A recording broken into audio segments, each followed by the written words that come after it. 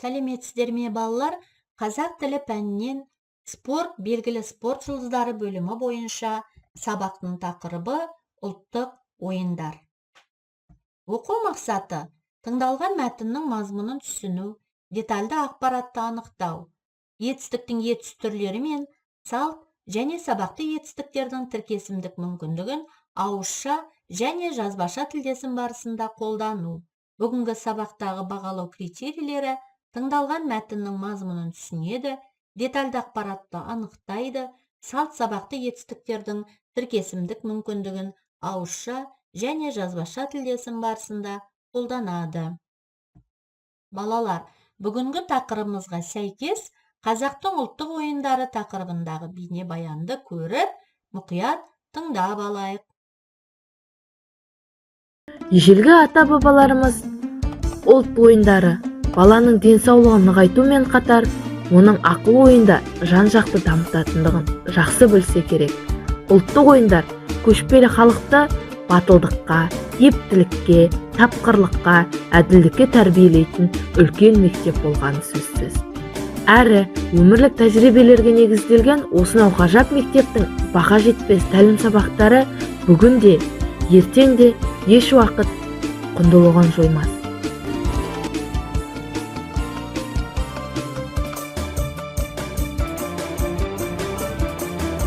Асық ату көшпелі халықтардың, әсіресе қазақ ұлтының ежелден келе жатқан ойыны.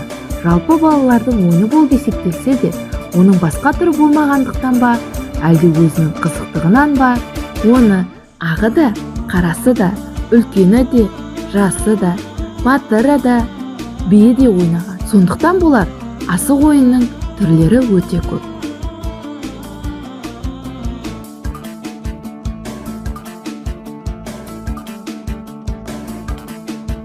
Ақ сүйек ойыны.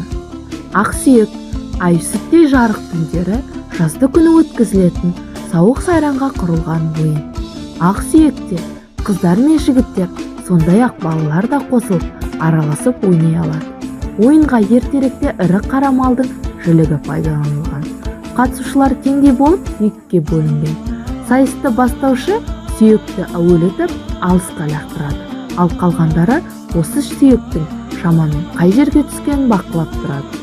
Осылай ойын басталып та кетеді. Сүйекті тапқан адам мәреге қарай жүгіре жөнеледі. Ал екінші топтың қатысушылары оны ұстап алып, ары қарай сөреге жүгіреді. Міне, осылай кім сүйекті сөреге алып келсе, сол жеңімпаз болып есептелінеді. Ал жеңілген жақ ән салып беруге міндеттеледі. Ойын осылай жалғаса береді.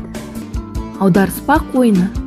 Аударыспақ ежелден келе жатқан күш және айла тәсіл арқылы салт аттылардың ер үстінен аударып түсіретін қазақтың ұлттық ойындарының бірі.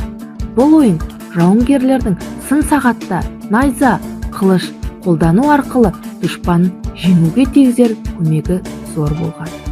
Қайрат, күші мол, шапшаң қимылдап, ат үстінде еркін отыратын жігіттердің бақ сынасар сайысы бүгінге дейін үлкен той жиын мерекелерде ойнатылады.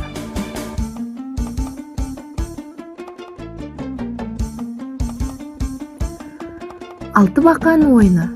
Алты бақан жастардың жиналып бас қосып, сауық сайран әуелеткен ән кешін сыйлайтын тамаша ойын кеші. Мұнда қатысушыларға шек қойылмайды. Бұл ойын далада жазды күндері арнайы құрылған бақандарда өткізіледі. Тоғызқұмалақ ойыны. Тоғызқұмалақ бүгінге дейін өз дәрежесін ұстап тұрған ұлттық ойындарымыздың бірі. Тоғызқұмалақты төртбұрышты тақтада ойнайды. Тақтаның екі қатарында 9-9-дан сопақша келген ұясы, әр қатар үшін бірден жасалған екі қазаны. Олардың түсі екі бөлек. Әр ойыншыға 81-ден құмалақ беріледі. Олар ұяларға 9-дан орналастырылады.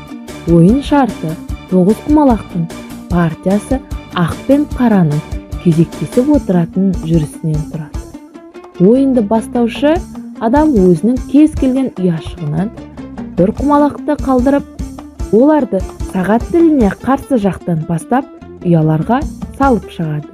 Ең соңғы құмалақ түскен бәсекелестің ұя шығындағы тас саны жұп болса, онда ойыншы сол ұядағы құмалақты түгелімен өз қазанына аударып алады. Ойын барысында ойыншылардың біреуінің ұясында екі құмалақ қалып, оған қарсыласы ең соңғы тасын салып үлгерсе, ол 3 тасты түгел алады да ұя ойын аяғына дейін тұздыққа айналады. Бұдан кейін сол ұяға түскен тастар тұздық иесінің қазанына көшеді. Қазанына жалпы 82 құмалақ жинаған ойыншы жеңіске жетеді. Балалар, бейнебаяннан ұлттық ойындардың бірнеше түрлерін білдіңдер және өздеріңе керекті ақпаратты алдыңдар деп ойлаймын. Бірінші тапсырма. Тыңдалған мәтіннен детальды ақпаратты кестеге жазып шығыңдар.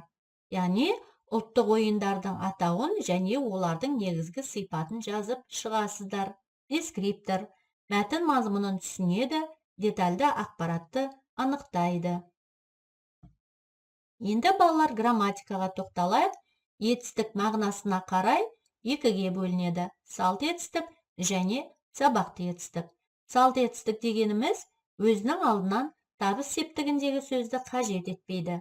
Салт етістіктер барыс, жатыс, шығыс, көмектес септігіндегі сөздермен тіркесуі мүмкін. Бірақ табыс септігіндегі сөзбен байланыспайды. Мысалы, Айнашқа сыйлады. Кімге сыйлады? Айнашқа. Түбірі Айнаш, қа деген барыс септігінің жалғауы. Үйден шықты. Түбірі үй. Ден деген шығыс септігінің жалғауы.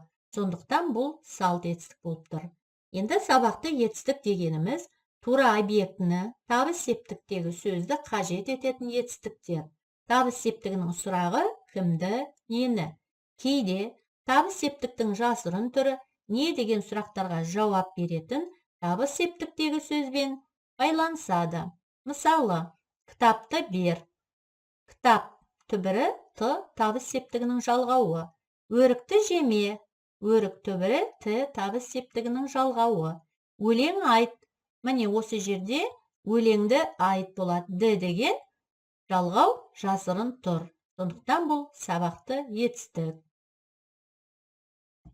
Енді балалар оқулықтарындағы көген тартыс мәтінін барлығымыз бірге оқиық. Көген тартыс. Бұл ежелден келе жатқан көне ойындардың бірі. Ертеде оны малшылар ойнайтын болған. Ойынды кең алаңда, дене шынықтыру залдарында өткізуге болады. Ойынға қатынасушылар тепе-тең екі топқа бөлінеді. Араларынан екі топқа ортақ ойын жүргізуші тағайындалады. Ойынға ұзын арқан таңдап алынады. Ортасынан 1-1,5 метрдей ашық орын қалдырылып, арқан әрбір 40-50 сантиметр сайын түйіледі. Ортадан екі топты бөліп тұратын көмбе сызығы сызылады. Әр ойыншы бір-бір түйіншіктен ұстап, бір-біріне қарсы қарап тұрады. Ойын басқарушының белгісімен басталады. Ортадағы көмбе сызықтан қай жақтың ойыншысы тартып өткізілсе, сол топ жеңіліп, оны тартып өткізген жақ жеңіске жетеді. Ойын осылай жалғаса береді. Енді балалар тапсырмаға тоқталайық. Мәтінді оқып алсақ, салт және сабақты етістіктерді қос жазба күнделігі әдісі арқылы кестеге жазып түсіндіреміз. Дескриптор салт және сабақты етістіктерді табады, етістіктерді түсіндіреді. Іске сәт, балалар.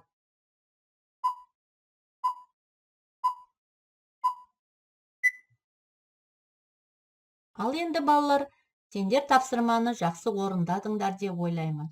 Олай болса, тексеріп көрейік. Етістік өткізуге болады. Дене шынықтыру залдарында өткізуге болады. Салт етістік. Себебі дене шынықтыру залдарында деген сөз жатыс септігінде тұр. Бөлінеді етістік. Екі топқа бөлінеді салт етістік. Өйткені екі топқа дегенде барыс септігінде тұр. Ұстап, түйіншіктен ұстап, салт етістік. Түйіншіктен, түбірі түйіншік, тен деген шығыс септігінің жалғауы. Қарап тұрады, бір-біріне қарап тұрады. Кімге қарап тұрады? Бір-біріне, салт етістік. Бір-біріне деген сөз барыс септігінде тұр. Басталады. Белгісімен басталады. Салт етістік. Белгісімен сөзі көмектес септігінде тұр. Тартып өткізген. Оны тартып өткізген. Сабақты етістік. Себебі оны деген сөз табыс септігінде тұр. Келесі тапсырма балалар. Көген тартысы ойынының барысы бойынша диалог құрастырасыздар. Дескриптор. Диалог құрастыра алады. Салт сабақты етістіктерді қолданады. Үйге тапсырма.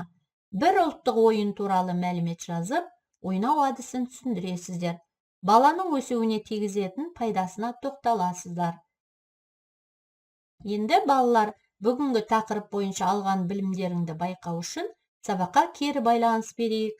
Дейін кейін кестесі арқылы жазып шығайық. Сабақ аяқталды.